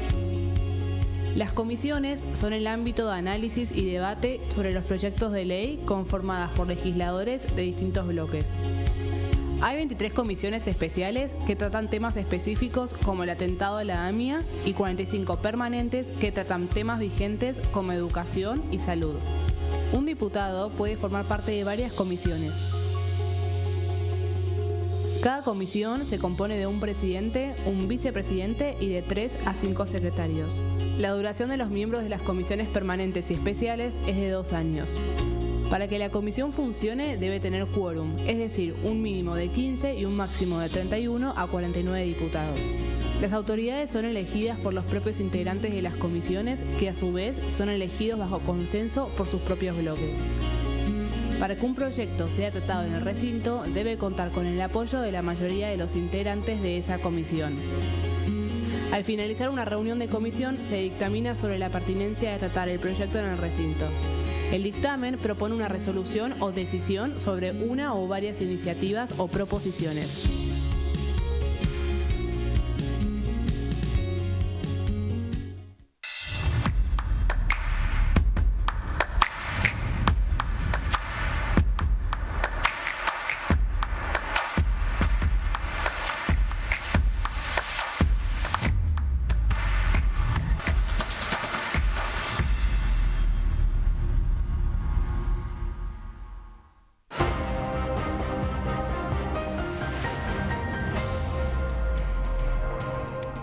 Muy bien, acá estamos, en la última media horita. Seba, te apuré un poco porque teníamos que ir a la pausa, pero bueno, estabas relatando todo lo que puede pasar con la ley de bases. Hay que ver también con qué tienen que ver esas diferencias o esas observaciones. Por ahí escuché que tenía que ver con las privatizaciones, eso iba a ser bastante resistido, la lista Claro. de empresas que podían ser Sí, hay listas para presiones de algunos privatizar. sectores dialoguistas para que quiten del listado de empresas privatizables Aerolíneas Argentinas, la aerolínea de bandera nacional. Sí, y había también los medios públicos, leí No sé. Los medios públicos no estoy al tanto. Yo leí pero... que sí, con excepción de Telam, pero sí TV Pública y Radio Nacional. Leí, pero bueno, no sé, digamos. Sí, también hay reparos en el artículo vinculado al blanqueo de capitales, que no el pueden RIGI ingresar también. Familiares y extranjeros. Sí. Con el RIGI, por supuesto, que también hay reclamos para ampliar el plazo de inscripción de parte de las empresas que quieran acceder a ese régimen especial. También la delegación de facultades es un paquete que está más cerradito, pero que siempre encuentra fisuras. Hay sectores que todavía lo están poniendo bajo la lupa. Y básicamente esos son los puntos que están en tela de juicio, ¿no? Y se verá en el hilado fino cómo termina puliéndose esa. Es muy importante porque tiene que ver con cómo va a llegar después a la Cámara de Diputados, que va a ser la Cámara. En realidad la Cámara de Revisores es el Senado, pero vuelve en segunda revisión a la Cámara de Diputados y va a tener la potestad esta Cámara de decidir si insiste con la versión original o si acepta los cambios venidos en revisión del Senado. Incluso puede colarse una tercera alternativa que es un mix entre ambas, ¿no? Aceptar la mayoría de los cambios, pero introducir algunas cuestiones particulares siguiendo el criterio de los diputados y diputadas. Sí, ojo el miércoles, que va a ser un día especialmente complicado para acercarse a las inmediaciones del Congreso. Ojo, también me lo digo a mí misma. Sí. Ojo, Melina, salí con mucho tiempo porque va a haber un mega operativo de seguridad ya anticipado por la ministra de Seguridad, Patricia Bullrich. Esto tiene que ver con que distintos colectivos, distintos movimientos anunciaron que iban a estar haciendo una suerte de vigilia o de defensa de estas resistencias de cada uno de los grupos que se los considera los afectados. Sí, más que nada por la ley de bases, sociales vinculadas o al kirchnerismo o a la izquierda o a sectores de la oposición más dura, van a estar acompañando y metiendo presión también a los senadores para que no voten a favor de esta ley de bases. Y que dejen de lado uno de los aspectos más controversiales que tienen que ver con el RIGI, pero al mismo tiempo hay otro frente de tensión que tiene que ver con la gran movilización docente, ¿no? El paro docente que está previsto para este martes y miércoles coincide entonces con esta sesión que va a paralizar el país. Seguramente todas las miradas van a estar concitadas en lo que pase en este Palacio Legislativo y el marco, va a ser de movilización, ¿no? De movilización, en este caso en contra de que se ratifique la media sanción de la Cámara de Diputados.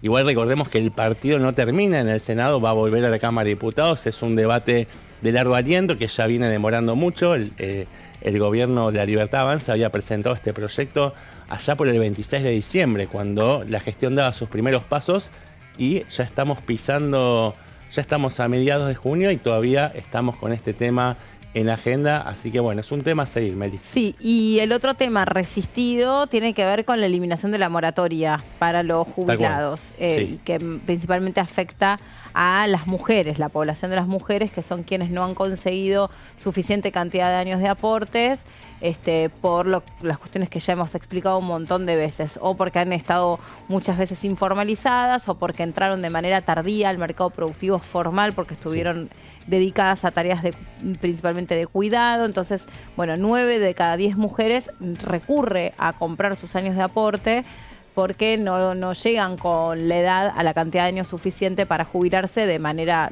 natural, se diría, de manera automática.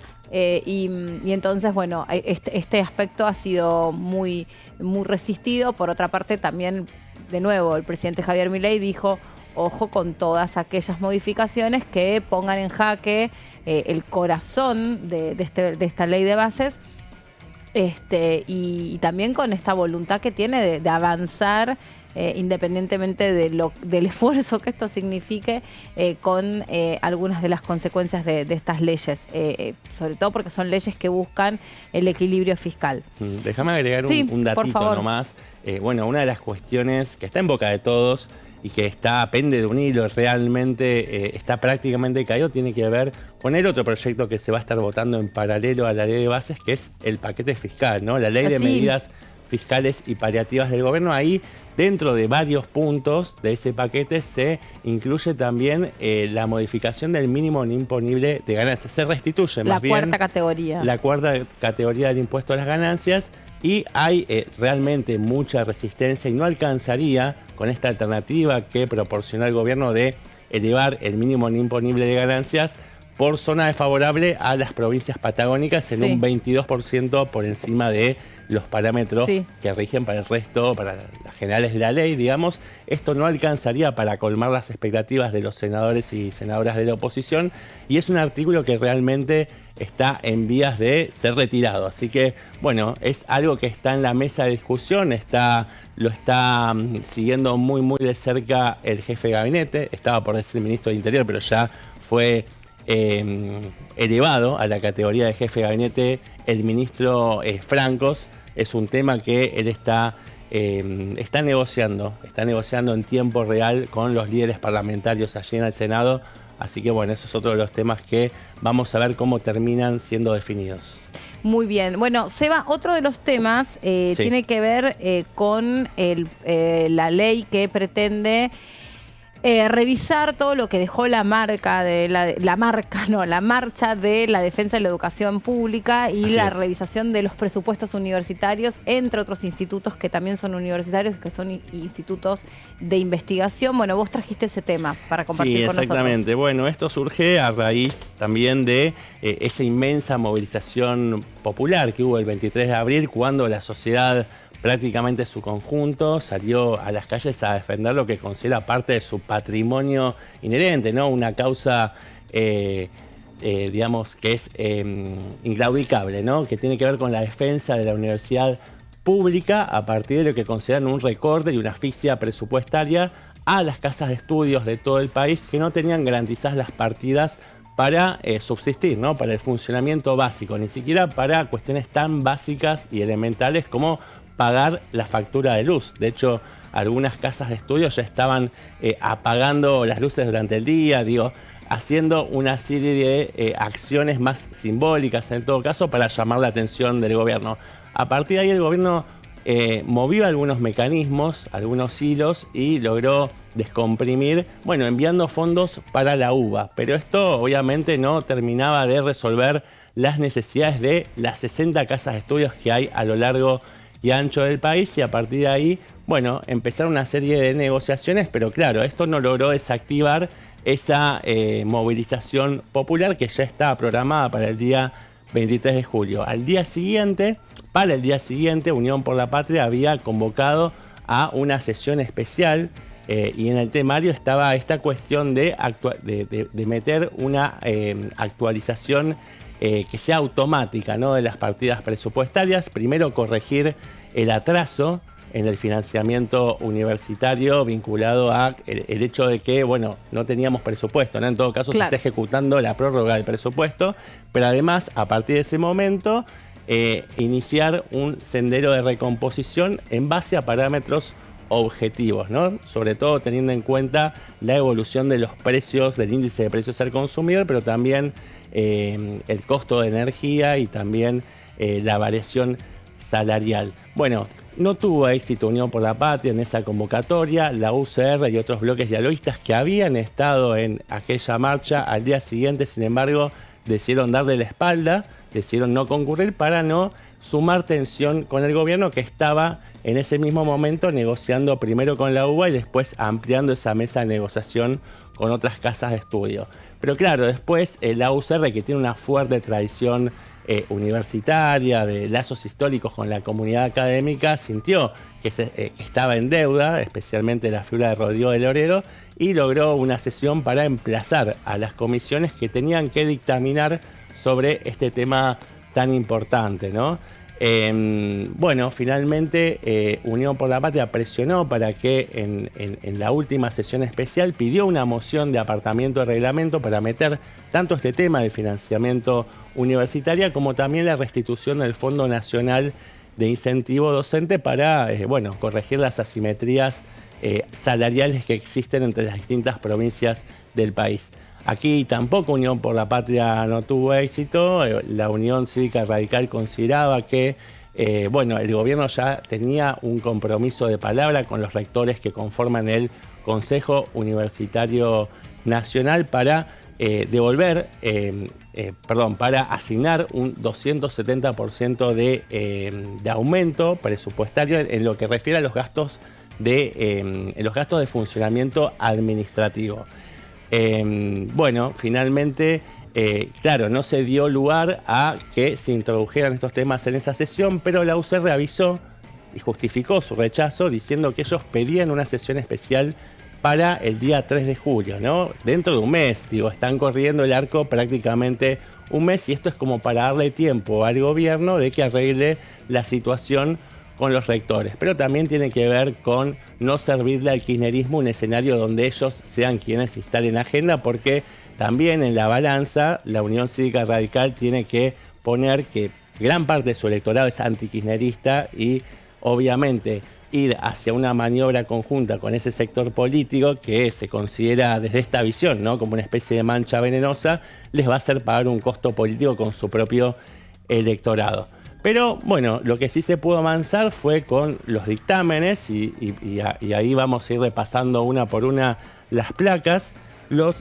Básicamente todos los proyectos giran en torno a lo mismo, ¿no? Los lineamientos centrales son los mismos, tienen que ver con una actualización bimestral. Me refiero a los dictámenes de Unión por la Patria, pero también de la oposición autodenominada dialoguista. Esto incluye no solamente la UCR, sino también la Coalición Cívica, Hacemos Coalición Federal e Innovación Federal.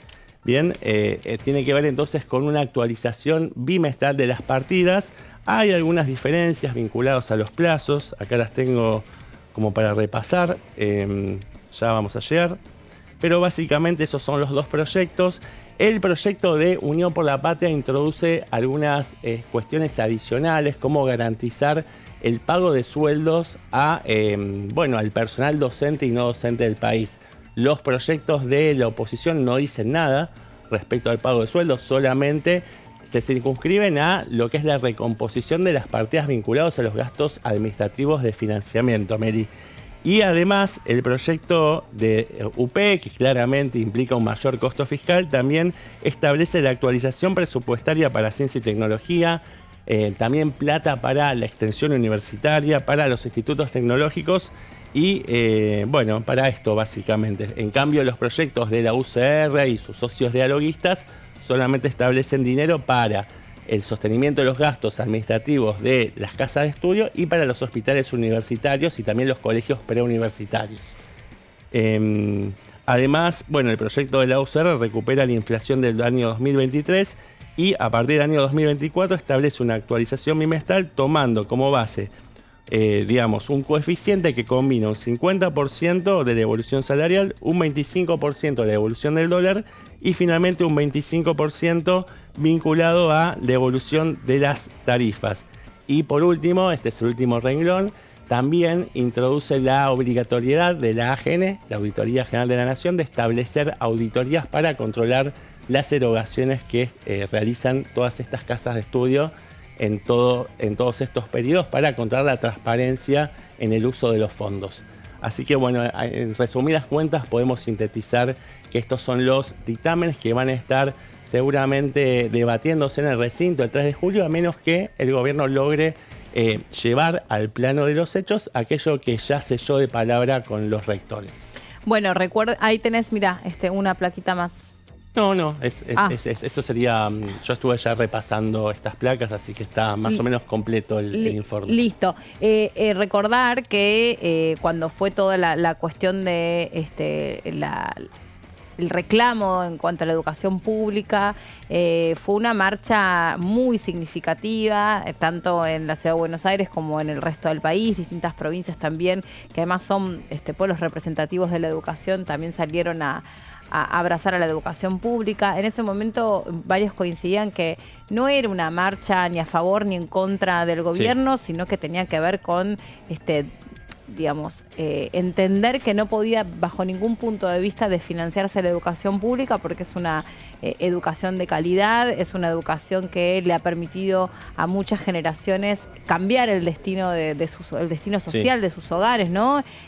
Había muchos testimonios interesantes en ese sentido. De repente personas que decían, yo soy la primera recibida universitario de mi familia, yo si no hubiera sido por la educación pública hoy no sería, no sé, ni ingeniero, ni arquitecto, ni médico, ni ninguna de las formaciones que se ofrecen, no solamente en la Universidad de Buenos Aires, y hacemos esta aclaración porque pasado el tiempo y la convocatoria que se hizo en este sentido y las réplicas que trataron de amplificar esta discusión en el Congreso de la Nación, después hubo una actitud muy reprochada, muy cuestionada, donde solamente para la Universidad de Buenos Aires se había ofrecido una ayuda económica para poder hacerse cargo de un porcentaje de los gastos de mantenimiento, que son solamente, según nos explicaron, el 10% de los gastos universitarios. Sí, entre el 10 y el 15% de los gastos totales. Claro. ¿No?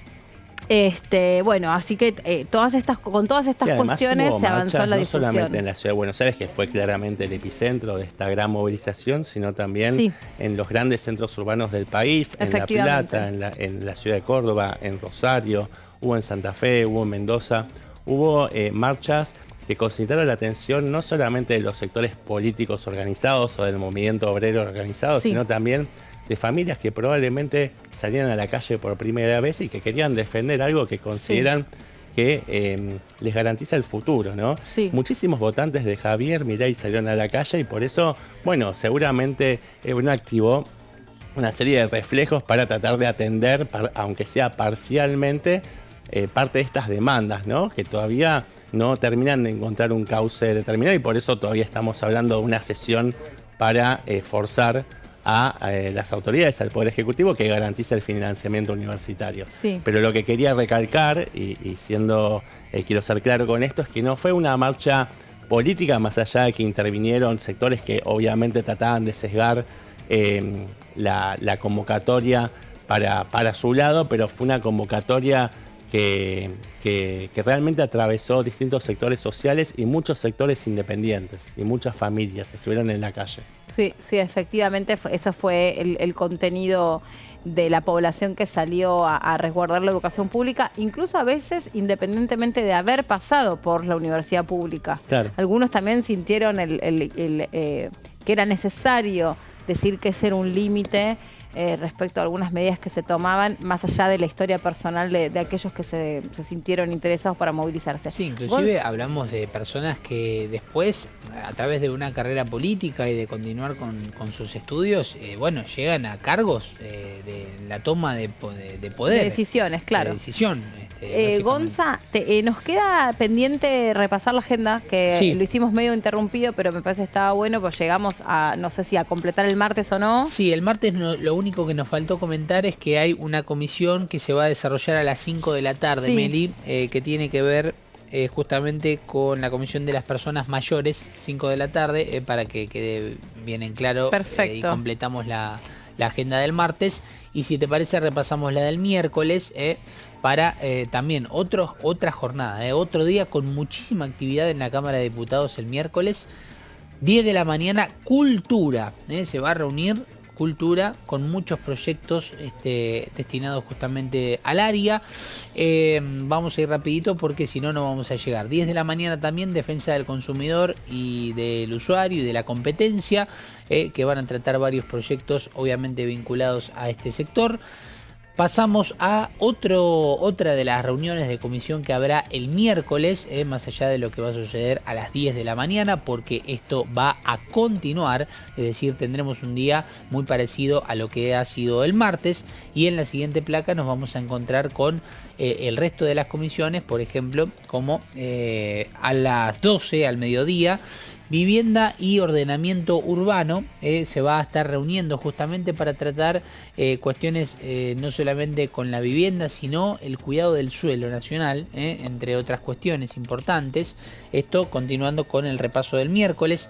12 del mediodía también para lo que será la comisión del Mercosur, donde van a tratar muchos proyectos enlistados. He visto una cantidad aproximadamente de 9 proyectos, que muchos son acuerdos internacionales, reconocimientos y demás. A partir de las 2 de la tarde, Derechos Humanos y Garantías van a continuar nuevamente con el proyecto, que lo que hace es ya poner un plazo para lo que es este programa de la devolución de armas, justamente algo muy importante en lo que está trabajando muy de cerca también la ministra Patricia Bullrich en toda esta cuestión. Seguridad Interior y Legislación Penal, para tratar este tema a partir de las 3 de la tarde.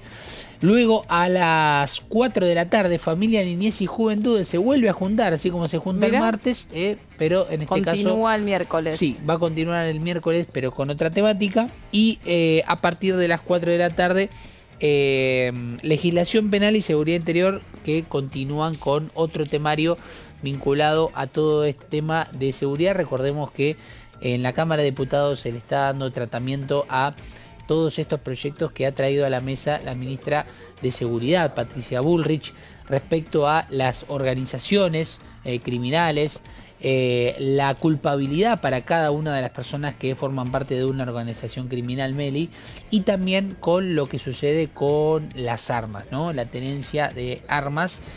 Por eso será otra jornada el miércoles importante en materia de seguridad aquí en la Cámara, sobre todo de debate para lo que será la futura legislación. 6 meses. Bien. Bueno, ahí te está hablando el vocero Adorni, exactamente. Porque nos recuerda que hoy se cumplen 6 meses. Sí, y que el vocero Adorni propiamente hoy en la conferencia dijo que no sabe si va a venir esta semana la ministra Sandra Petovelo, de Capital Humano, porque recordemos, mañana a la 1:30 de la tarde Acción Social y Salud Pública la convocó para hablar sobre la distribución y la organización de los alimentos. Muy bien. Bueno, nosotros ya estamos sobre el final de esta primera edición del lunes, ¿no? El día que más cuesta ponernos en marcha. Pero bueno, teníamos un montón de cosas para compartir con ustedes y para contarles. Seba, muchas gracias. No, gracias a vos, Meli. Gonza, placer haber compartido un placer con vos como siempre, Meli. Y se quedan con Horacio Embón, con todo el equipo, con toda la actualización de la información parlamentaria, y todos nosotros nos reencontramos mañana, como siempre, a las 12 horas